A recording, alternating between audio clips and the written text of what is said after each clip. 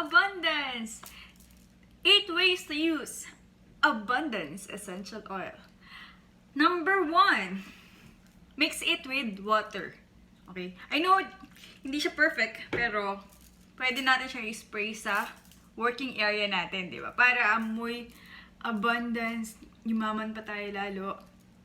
O, di ba? Power. Okay. Next is meditation. So, kapag mag-meditate, so, papatak mo lang dyan, tapos rub, tapos amoy, tapos, di ba? Magdasal ka or mag-meditate ka para mas ma-feel mo yung abundance ng universe and ni Lord. Okay? Next is, ito, wallet.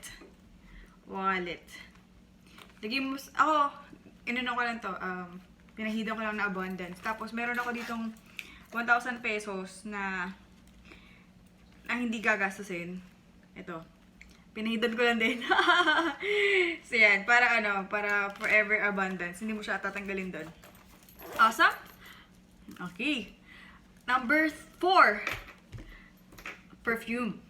So, gumamit lang ako ng jojoba oil plus yung mismong abundance oil. Tapos, wala akong roller. So, nilagay ko na lang dito sa lalagyan ko nito. Alam nyo ba guys? Ito tip. Itong abundance oil, di ba? It's a frequency tama?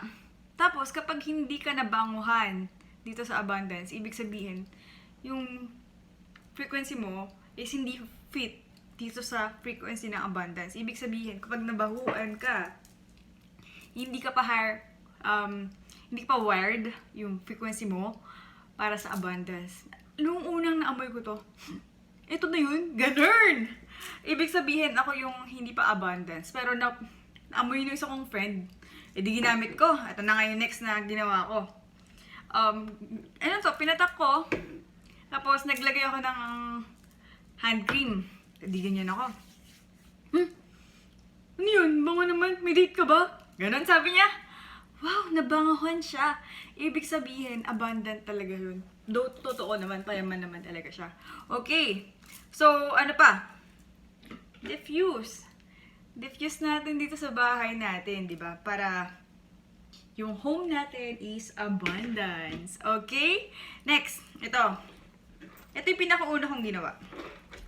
Pinatak ko sa mask ko. Hindi ko kasi alam kung paano ko siya pwedeng ma-inhale forever.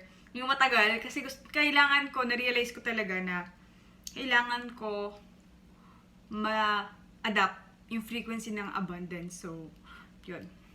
Yun yung ginawa ko. Sinanay ko yung ilong ko dito sa abundance. Ito ngayon, mabango na siya. Okay? Ilan lang sinabi ko? Directly from the bottle. Yan. Kung tipid ka, inhalin mo lang na ganun. So, nakailan na ako? Working area. Habang nagme-meditate ka. Tapos sa wallet mo. Perfume. Magdi-diffuse. Sa mask. Tapos hand cream. And directly from the bottle. That's all. Sana nakatulong ako sa iyo today. Kung gusto mo din ng abundance ito, sabihan mo lang ako. Order tayo sa Young Living. Love, love, love! Abundance!